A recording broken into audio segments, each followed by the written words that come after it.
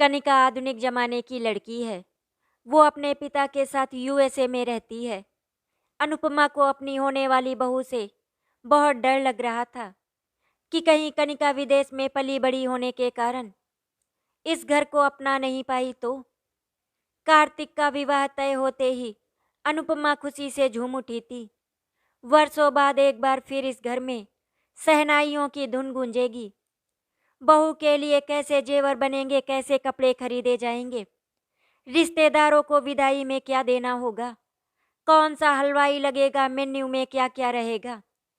काम अनेक थे पर समय बहुत कम था। बहू कनिका के पिता यूएसए से उसका विवाह करने भारत आए थे। उन्हें शीघ्र ही वापस लौटना था। कनिका पली बड़ी तो विदेश में थी, लेकिन वो भारतीय संस्कृति से बहुत ही प्रभावित थी तथा इसी से संबंधित शोध कार्य भारत में रहकर करना चाह रही थी। शोध कार्य के लिए उसने कार्तिक के कहने पर स्थानीय विश्वविद्यालय में आवेदन पत्र भी दे रखा था। कनिका के पिता मोहन और कार्तिक के पिता शिवशंकर काफी अच्छे मित्र हैं। मोहन के यूएसए जाने के पश्चात भी उनकी मित्रता में कोई कमी नहीं आई थी। जब कनिका ने विवाह के पश्चात भारत रहने की इच्छा जाहिर की तो उन्हें सबसे पहले अपने मित्र के पुत्र कार्तिक का ही विचार आया। उन्होंने कनिका से इस संदर्भ में बात की। उसने भी सहर्ष स्वीकृति दे दी थी। कार्तिक और कनिका बचपन से ही अच्छे मित्र थे। कनिका के भारत प्रेम का कारण कार्तिक ही था। यही कारण था कि उसने पिता की बात तुरंत मान ली। इंटरनेट के जरिए धीरे धीरे अपनी मंजिल पर पहुंची उनकी मित्रता विवाह के अटूट रिश्ते में परिवर्तित होने जा रही है। कार्तिक ने ही भारत के पर्यटन स्थलों, तीर्थ स्थानों तथा रीति रिवाजों का ऐसा वर्णन किया था कि वो यूएसए की सुख सुविधाएं छोड़कर भारत में ही बसने का मन बना चुकी है।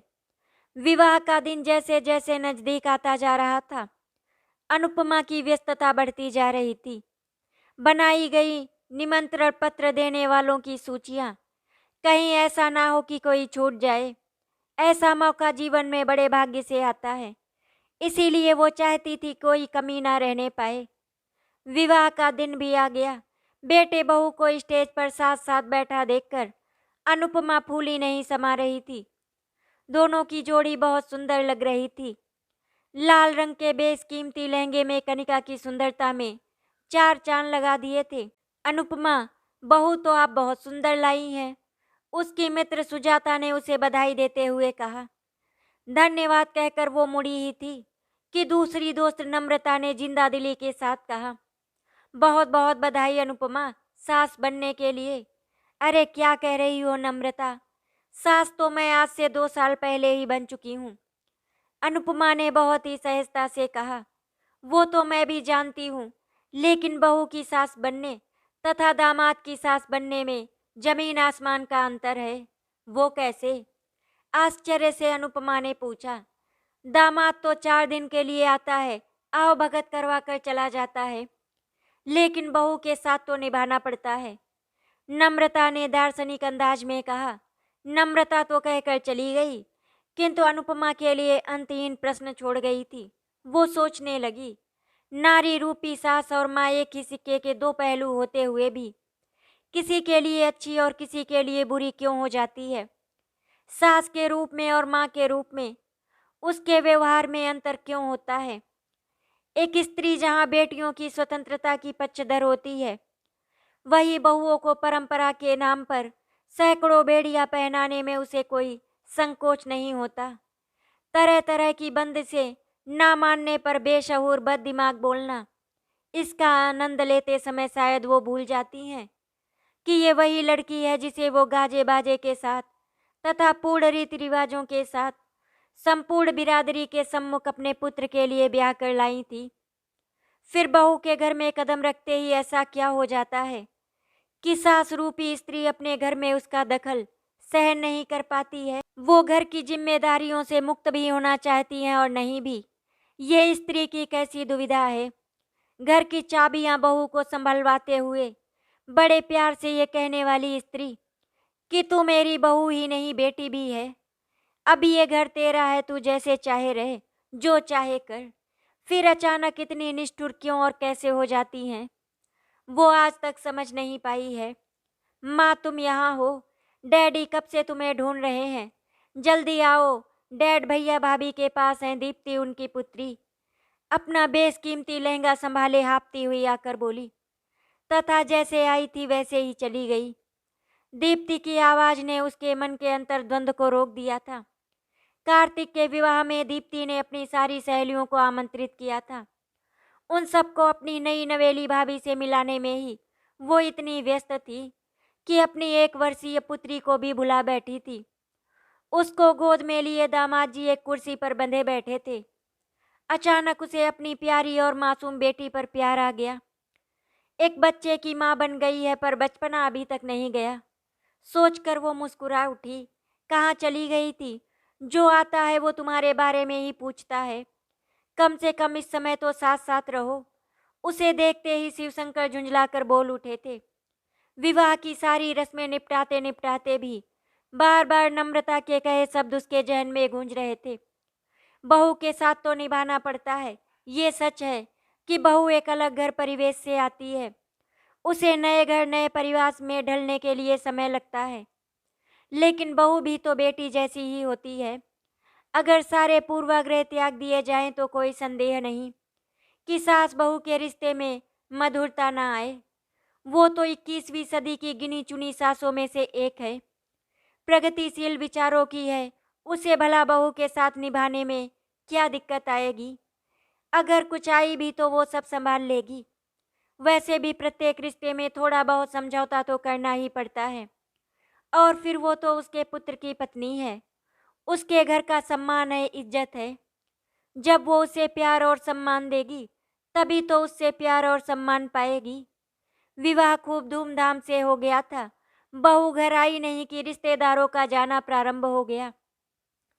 शाम होते होते घर खाली हो गया। लग ही नहीं रहा था कि कल ही इस घर में विवाह हुआ था। बहू आई है, ना संगीत ना कुछ, ना लोगों के कह कहे और ना ही बच्चों का शोर। शांति ही शांति थी। एक समय था शादी की भाग दौड़ हफ्ता पहले प्रारंभ हो जाती थी और हफ्तों बाद तक चलती रहती थी। ढोल मंजीरे की आवाज़ सुनकर दूसरे गांव के लोग भी समझ जाते थे कि पड़ोस के गांव में विवाह है। घर में मिठाई और पकवानों के ढेर लग जाते थे। कितनी मिठाइयाँ बांटी जाती थी, उसके बावजूद भी बर्बाद होती थी। बर्बादी देखकर ही उस समय विवाह की शान का पता चलता था। अब सब कॉन्ट्रैक्ट पर आसानी से हो जाता है, बस कुछ घंटों का खेल। ना कोई परेशानी और ना ही कोई झंझट और ना ही बर्बादी। बस पैसा फेंको और तमाशा देखो वाली स्थिति रहती है। बैंक्वेट हॉल को बुक कराने की तरह ही पंडित जी आजकल विवाह संपन्न कराने के लिए घंटे के हिसाब से ही तय किए जाते हैं। यानी सब कुछ यांत्रिक सुनियोजित। उन्होंने भी शहर के प्रतिष्ठित होटल का हॉल 12 घंटे के लिए बुक किया था। कुछ नज़दीकी रिश्तेदारों को छोड़कर अन्य सभी मेहमानों के लिए होटल में ही कमरे बुक करा दिए गए थे। वे वहीं आए और वहीं से चले गए। ना किसी को परेशानी, ना ही कोई समस्या और ना ही शिकवे शिकायतें। दीप्ति अपनी नई नवेली भाभी के साथ कुछ समय और गुजारना चाहती थी, पर अपनी सास के बीमार होने के कारण चाहकर भी वो नहीं रुक पाई। दीदी बहू तो बहुत सुंदर, पढ़ी लिखी और होशियार है, पर तुम जरा संभल कर रहना। घर की अंतिम मेहमान उनकी देवरानी भी जाते जाते सीख देती गई थी। अनुपमा कहना चाहकर भी कुछ नहीं कह पाई। भला संभल कर रहने वाली क्या बात है? बहू ही तो है, कोई शेर या भेड़िया तो नहीं जिससे संभल कर रहा जाए। शायद इसी तरह के वाक्य सास बहू में दरार पैदा कर मनमुटाव का कारण बनते हैं। सोचते हुए उसे वितृष्णा हो आई थी। पता नहीं क्यों वो प्रारंभ से ही किसी को कुछ नहीं कह पाती थी, चाहे दूसरों की उल जुलूल बातों को सुनकर सोच विचार करके परेशान होती रहे। उसका मानना था कि क्यों किसी को कुछ कहकर उसका दिल दुखाया जाए। कभी कभी वो सोचती कि जब दूसरे कह सकते हैं तो वो क्यों नहीं।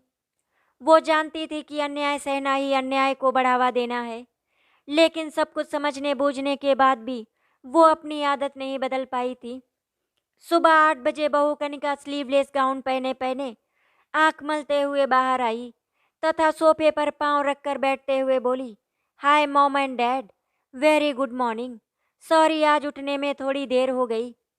कनिका की वेशभूषा और हाव भाव देखकर 20वीं सदी की सास का आक्रोश निकलने ही वाला था कि 21वीं सदी की प्रगतिशील सास 20वीं सदी की सास पर हावी होते हुए बोली, कोई बात नहीं बेटा, चाय पियोगी? नहीं मम्मी, मैं चाय नहीं पीती, कहकर वो आराम से टीवी खोलकर बैठ गई। अनुपमा ने सोच लिया था कि जब कनिका स्वयं चाय नहीं पीती तो उससे एक कप चाय की आशा करना भी व्यर्थ होगा। उसे वो दिन याद आए जब वो सुबह उठकर दर्जन भर लोगों के पैर छूकर आशीर्वाद लेने के बाद अपने दिन का प्रारंभ करती थी। रात्रि को सोने से पूर्व भी सास ससुर के चरण स्पर्श कर उनका आशीर्वाद लेना आवश्यक था।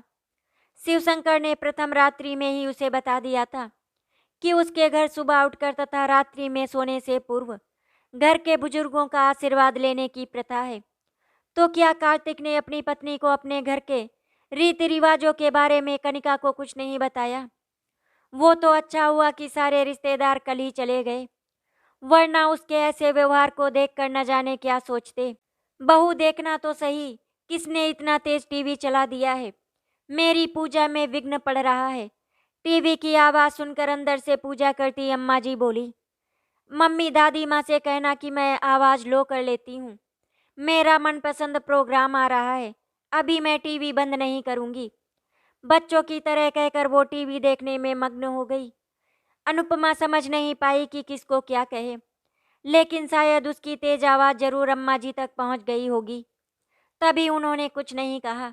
नाश्ते में कार्तिक की मनपसंद आलू की कचौड़ी बनाई थी। कचौड़ी देखते ही वो बोली, मम्मी मैं तो नाश्ते में 1 गिलास दूध और 2 स्लाइस ब्रेड लेती हूँ। फिगर मेंटेन रखने के लिए कुछ तो सेक्रीफाइस करना ही पड़ता है।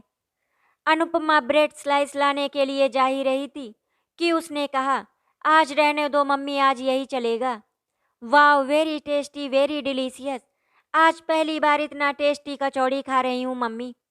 कहते कहते वो दो तो क्या, कई कचौड़ियाँ खा गई। आम के अचार की गुठली तो वो काफ़ी देर तक चूसती रही थी। कनिका की माँ मीता बचपन में ही नहीं रही थी। उसके पिता यूएसए में अपने काम में ऐसे रमे कि दूसरे विवाह का ख्याल भी उनके दिमाग में नहीं आया। काम से बचा समय वो पुत्री के साथ बिताते। माँ के ना रहने के कारण कनिका भारतीय खाने के स्वाद से वंचित थी। पिता और पुत्री बस जैसे तैसे काम चला लेते थे। शाम को उनका मूवी जाने का प्रोग्राम था। जीन्स और टॉप में तैयार होकर कनिका निकली तो 20वीं सदी की सास ने रोकना चाहा। शब्द निकलने को ही थे कि उसकी मन की स्थिति समझकर वो बोली, मम्मी मोटरसाइकिल पर साड़ी पहनकर बैठना अच्छा नहीं लगता, इसीलिए ये पहन लिया। अब 21वीं सदी की सास ने मुस्कुरा कर जाने की इजाज़त दे दी। आखिर नई नवेली दुल्हन से तकरार करने से क्या लाभ? नई लवेली दुल्हन पायल छनकाती आती है तो अच्छी लगती है। मर्दाने कपड़ों में बहू बेटी अच्छी नहीं लगती। लाड में इतनी छूट ना दे कि बाद में पछताना पड़े। अम्मा जी ने चेतावनी के स्वर में उसे आगाह किया।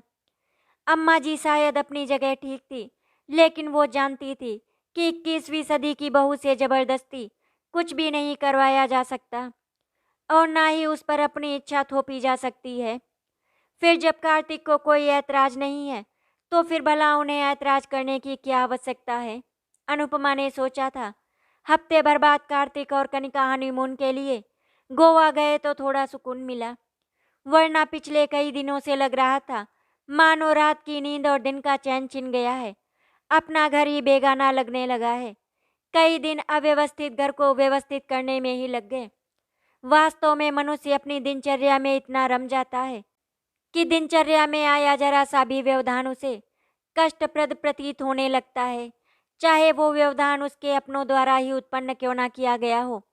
जब अनुपमा खाली होती मन में चलता अंतर्द्वंद उसको घेर लेता था। पता नहीं क्यों उसके हृदय में बार बार नम्रता के शब्द गूंज उठते थे। दामाद की सास बनने में तथा बहू की सास बनने में अंतर होता है। असली सास तो तुम आज बन रही हो। सच, उसके एक छोटे से वाक्य में ही जीवन का सारा निचोड़ समा गया था। क्या ये सच नहीं है कि बेटी दामाद जब घर आते हैं तो वही स्त्री जो सास के रूप में बहू के नाजुक कंधों पर सारे घर की जिम्मेदारियों का बोझ डालकर मुक्ति पाना चाहती है, वही माँ के रूप में बेटी का एक एक काम कर खुशी से फूली नहीं समाती। दामाद को मेहमान का दर्जा प्रदान कर उसे पानी का ग्लास भी नहीं रखने दिया जाता। बहू कितना भी करे उसमें सदा कमी ही दिखाई देती है। जबकि बेटी जरा सा भी कुछ कर ले तो उसे बढ़ा चढ़ा कर पेश किया जाता है। क्या केवल इसीलिए कि बहू पराये घर से आई है? पराया तो दामाद भी है, लेकिन उसके सम्मान में जमीन आसमान एक कर दिया जाता है। जबकि कल की ब्याही बहू से आशा की जाती है कि वो घर में प्रवेश करते ही घर के प्रत्येक सदस्य की इच्छाओं आकांक्षाओं को पूरा करे। ये कहाँ का न्याय है? अनुपमा ने मन ही मन प्रण किया कि वो बहू को भी बेटी जैसा ही प्यार और सम्मान देगी, कभी बेवजह रोक टोक नहीं करेगी। जब उनकी बेटी तरह तरह की वेशभूषा पहनती है तब उन्हें बुरा नहीं लगता, तो बहू को पहनने से क्यों रोके? कार्तिक और कनिका गोवा से लौट आए। वे दोनों उनके लिए ढेर सारे उपहार लेकर आए थे। उनका एक सूटकेस उपहारों से भरा था। उसके तथा दादी के लिए साड़ी, शिवशंकर के लिए सूट का कपड़ा और भी न जाने कितने छोटे छोटे उपहार। कनिका ने अपनी हनीमून की कुछ फोटो अनुपमा को दिखाई तो अनुपमा के मन में अपने हनीमून के दृश्य चलचित्र की भांति घूमने लगे।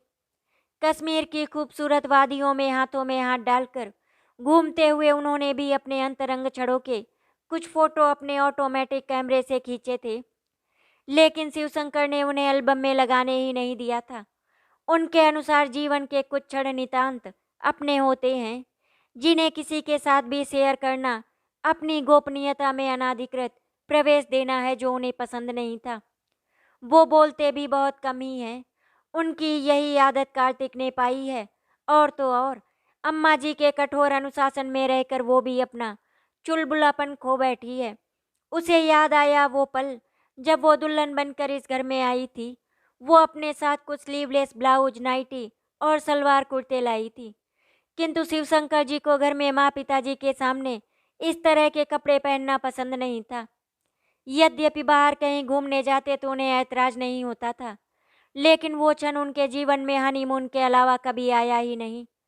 घर परिवार की जिम्मेदारियों में ऐसा उलझे कि कहीं निकलना भी नहीं हो पाया, तथा वे कपड़े बक्से में ही बंद पड़े रह गए।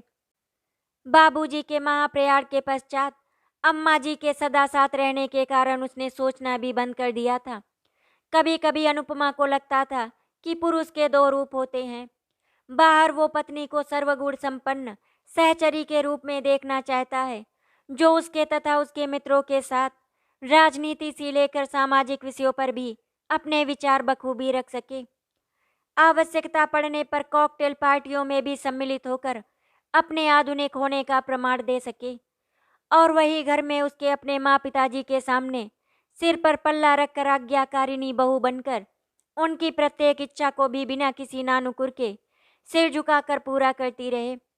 उसने दोनों ही रूपों को निभाने की चेष्टा की थी, लेकिन चक्की के दो पार्टों में पिसती हुई वो अपना अस्तित्व ही गवा बैठी। भूल गई थी कि कभी उसकी अपनी भी कुछ रुचियां अभिरुचियां थी।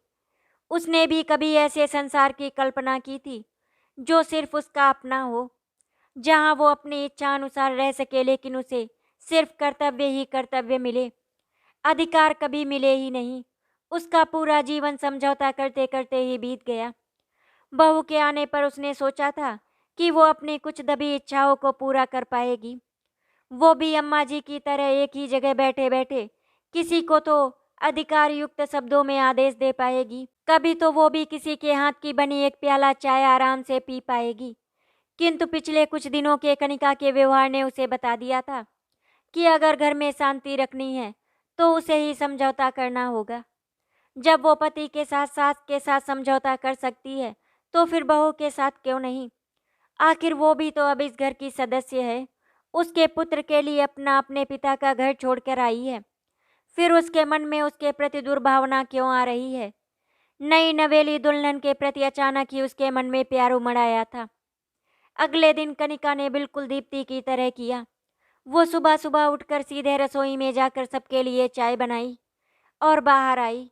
अनुपमा सुबह उठकर अम्मा जी के पैर छूकर मुड़ी ही थी कि कनिका ने पूछा, मम्मी आप रोज सुबह सुबह दादी माँ के पैर क्यों छूती हैं? बेटा, जिस तरह तुम लोग गुड मॉर्निंग या गुड नाइट कहकर बड़ों का आशीर्वाद लेते हो, वैसे ही हम लोग बड़ों के पैर छूकर आशीर्वाद लेते हैं। कार्तिक पापा जी और मैं तो रोज पैर नहीं छूते, फिर क्या उनका आशीर्वाद हमारे साथ नहीं रहेगा? उसने बहुत ही मासूमियत से पूछा। नहीं बेटी, मेरा आशीर्वाद तो तुम सबके साथ है। ये तो हमारी परंपरा है कि घर की बहू सुबह उठकर बड़ों के पैर छूकर घर का काम प्रारंभ करती है। तू भी अपनी सास ससुर के पैर छुएगी तो सदा सुखी रहेगी। अम्मा जी ने बड़े ही गर्व से कहा था। दादी माँ, बहुत सारे देशों में पैर छूने की प्रथा नहीं है, तो क्या वहाँ के लोग सुखी और संपन्न नहीं है? मम्मी की तो कमर में दर्द रहता है, डॉक्टर ने उन्हें झुकने से भी मना किया है। फिर क्या वो रोज आपके पैर छूकर अपनी बीमारी को बढ़ा नहीं रही? दादी माँ, पैर छूने से ना कोई सुखी संपन्न होता है और ना ही किसी के मान सम्मान में वृद्धि होती है। जरा सोचिए तो, अगर किसी के घर कई बुजुर्ग हों तो बात आगे बढ़ती। इससे पहले ही अनुपमा ने व्यर्थ के टकराव को रोक दिया था, लेकिन आज अनुपमा को बहुत अच्छा लगा था कि कनिका ने उसकी कमर दर्द की ओर ध्यान दिया था। स्लिप डिस्क का दर्द उसे कई वर्षों से था। ज़्यादा दर्द होने पर वो कमर में बेल्ट का उपयोग भी करती थी। डॉक्टर ने झुककर काम करने के लिए मना भी किया था, लेकिन घर के काम ही ऐसे हैं कि ना चाहते हुए भी कभी कभी झुकना पड़ ही जाता था।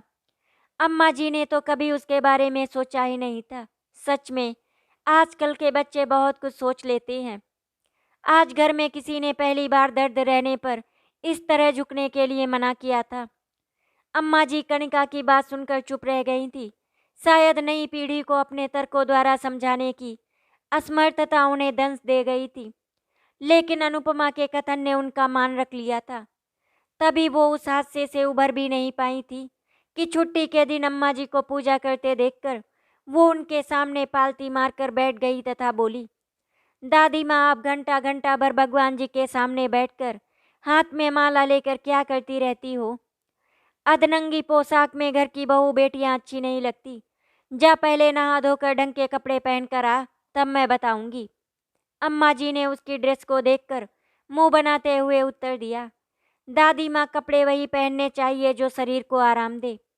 अब गर्मी में 5 गज की साड़ी मुझसे नहीं पहनी जाएगी। दादी माँ की ओर से कोई उत्तर ना पाकर वो फिर बोली, बहस करना तो कोई तुम लोगों से सीखे। तुम क्या औरों से अलग हो? जब दूसरी लड़कियां पहन सकती हैं तो तुम क्यों नहीं? अम्मा जी ने अपनी तीखी आवाज में कहा था।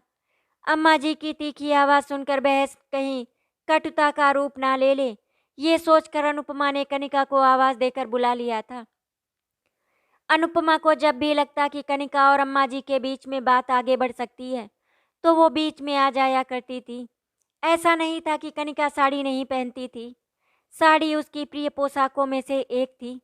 वो कार्तिक के साथ उसके मित्रों द्वारा दी गई पार्टी या विवाह इत्यादि में जाती तो साड़ी ही पहनना पसंद करती थी, लेकिन काम पर जाने के लिए वो अन्य ड्रेस ही उपयुक्त मानती थी, क्योंकि वे साड़ी की तुलना में ज़्यादा आरामदेह थी तथा उन्हें पहनने और सहेजने में भी ज़्यादा समय नहीं लगता।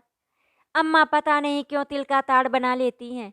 अरे बच्चे हैं, जो चाहे पहने, जो चाहे करे, उन्हें उनसे क्या मतलब है?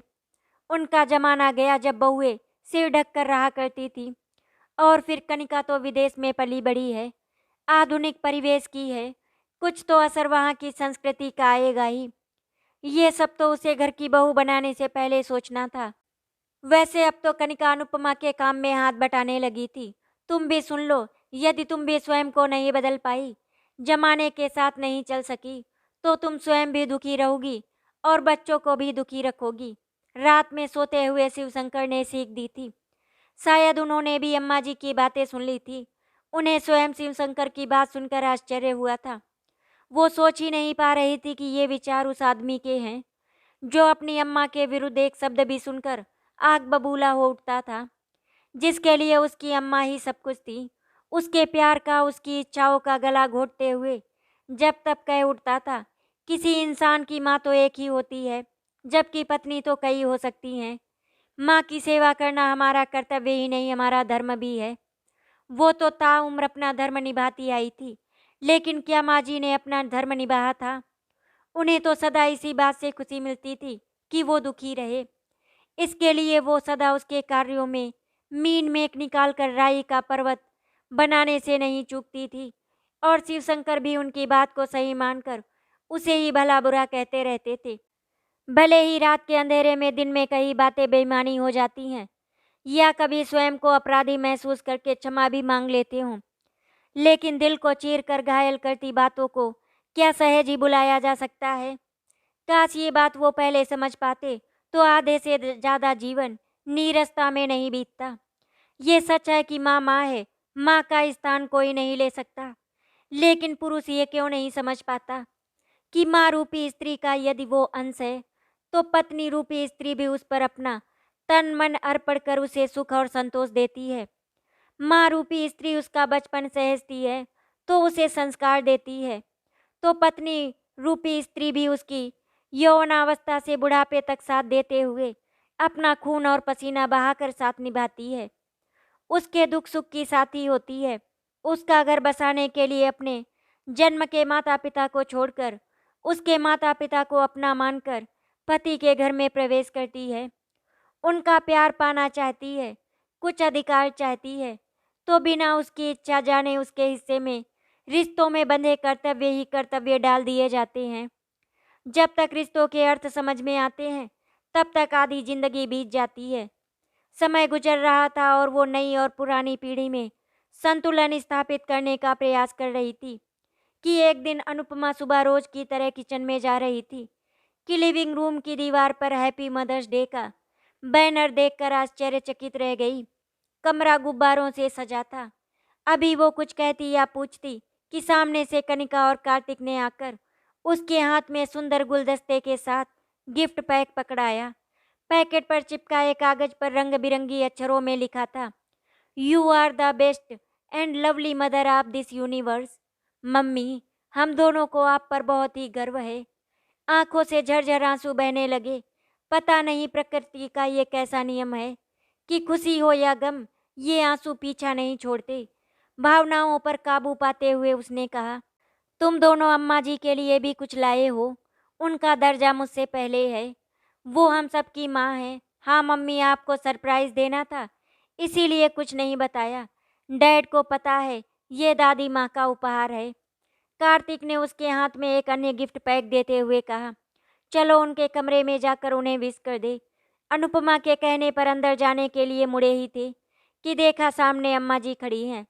शायद सबकी आवाज़ सुनकर वो बाहर आ गई थी। उन्होंने उनकी बातें सुन ली थी। उनके हाथ में उपहार देने के पश्चात जब अनुपमा उनके पैर छूने के लिए झुकी तो उन्होंने उसका हाथ पकड़कर उसे उठाते हुए गदगद स्वर में कहा, बस बेटी बस, मेरा आशीर्वाद तो तुम सबके साथ हमेशा ही है। तू भी अब पैर छूना छोड़कर कनिका की तरह बस गुड मॉर्निंग ही कह दिया कर। आखिर कब तक इन परंपराओं में उलझी रहेगी? बहू के रूप में तू मेरी बेटी ही है। जितनी सेवा तूने मेरी की है उतनी तो मेरी कोख जई अपनी बेटी भी नहीं करती। अम्मा जी के मुंह से अपने लिए बेटी शब्द सुनकर अनुपमा खुशी से भर उठी थी। इसी एक शब्द की ही तो उसे वर्षों से प्रतीक्षा थी। वो बेटी बनाने के लिए किचन में जाने के लिए मुड़ी तो कनिका ने हाथ पकड़कर उसे सोफे पर बिठाते हुए कहा, मम्मी आज मदर्स डे है, इसीलिए आज का दिन माँ को समर्पित है। आज आप कोई काम नहीं करेंगी। आप हमारी माँ है पूरे साल।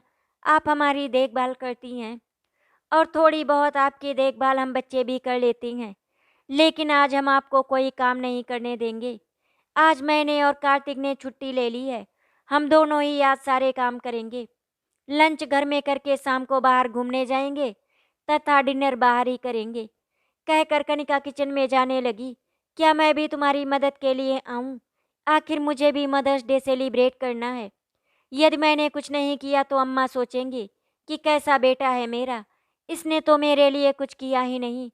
कनिका के पीछे पीछे कार्तिक को जाता देखकर शिवशंकर ने अम्मा जी की ओर देखते हुए स्वभाव के विपरीत मजाकिया स्वर में कहा, डैडी चाय हम बना लेंगे, आप सर्व कर दीजिएगा।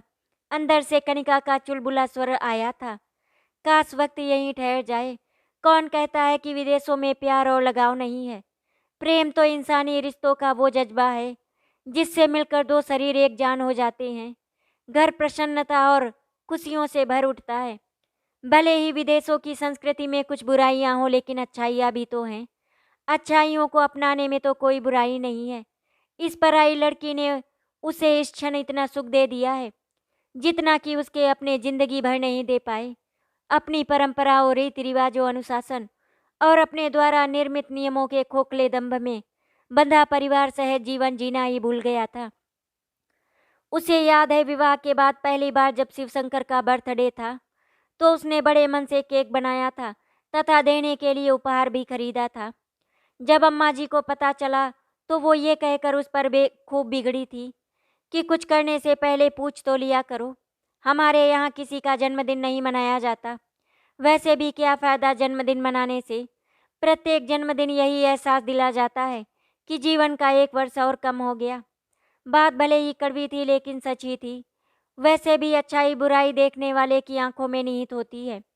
ये सच है कि प्रत्येक जन्मदिन जीवन का एक वर्ष कम होने का एहसास करा जाता है, लेकिन ये भी उतना ही सच है कि इस दिन हम आयु की निर्धारित सीमा का एक वर्ष पूरा कर नव उत्साह और नव आकांक्षाओं के साथ जीवन के नए वर्ष में प्रवेश करते हुए भविष्य का ताना बाना बुनने का प्रयास करते हैं।